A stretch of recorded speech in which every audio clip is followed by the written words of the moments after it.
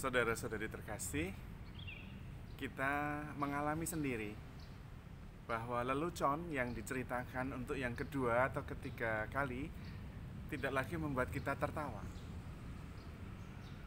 Mengapa? Karena kita sudah tahu.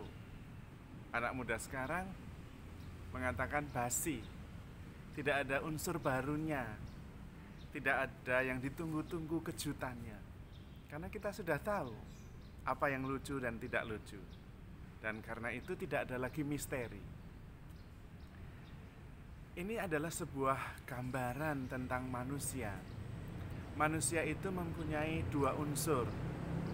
Unsur yang misteri, yang transenden, yang melampaui dirinya, dan unsur yang imanen, yang teratur, yang predictable, yang bisa dikendalikan, bisa dikontrol. Dua-duanya harus seimbang. Karena kalau tidak, manusia tidak akan merasa puas. Kalau semuanya bisa dikendalikan, semuanya bisa diketahui, bisa predictable, hidup menjadi tidak penuh excitement lagi. Hidup tidak lagi menarik. Dan ini juga terjadi dalam relasi. Terutama relasi suami istri.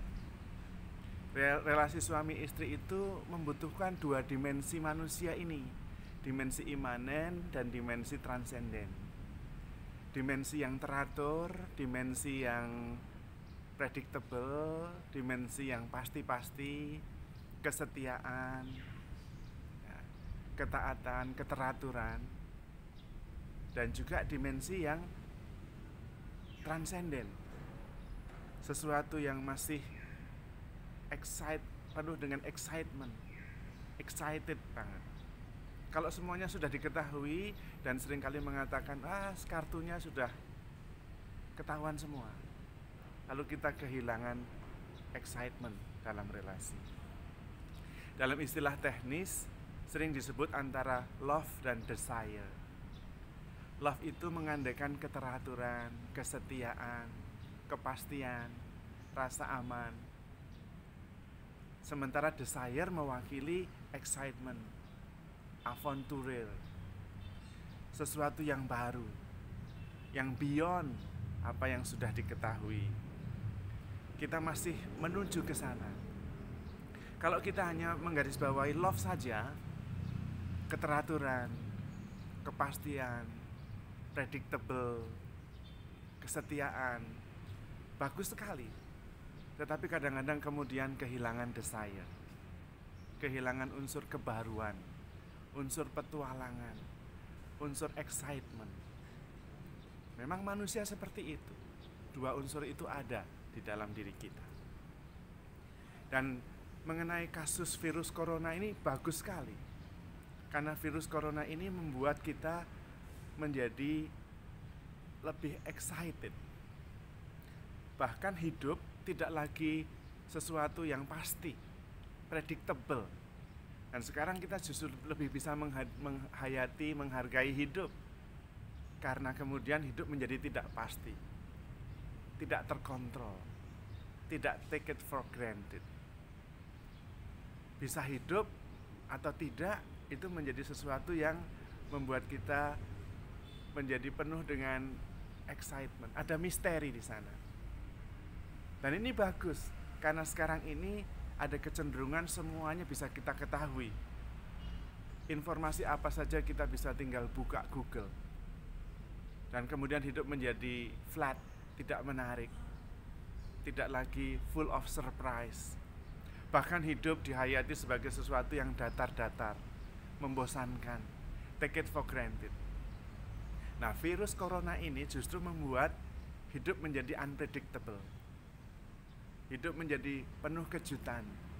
Hidup menjadi sesuatu yang kita syukuri, bukan sekedar kita terima begitu saja, seolah-olah sudah biasa, predictable, bisa dikontrol. Rahmat besar justru dari pandemik ini adalah kita diingatkan unsur transendental dari pihak manusia. Kalau semuanya bisa dilihat, semuanya bisa dicari dalam Google, informasi sudah jelas, hidup menjadi tidak menarik lagi. Kalau semuanya bisa dikontrol, bisa diprediksi, kita menjadi putus asa justru. Kalau semua informasi bisa diketahui, tidak ada lagi unsur surprise. Karena di dalam unsur surprise, unsur transenden, unsur yang tidak bisa dikendalikan, disitulah masuk unsur iman. Karena kemudian kita menjadi percaya, kemudian kita menjadi berpengharapan, kita kemudian ada unsur syukur, ketergantungan kepada yang di luar diri kita, transenden. Dan itu bagus sekali, itu bagus sekali. Karena kemudian kita menyadari bahwa hidup kita ini rapuh, bahwa hidup ini sungguh-sungguh di luar kendali kita.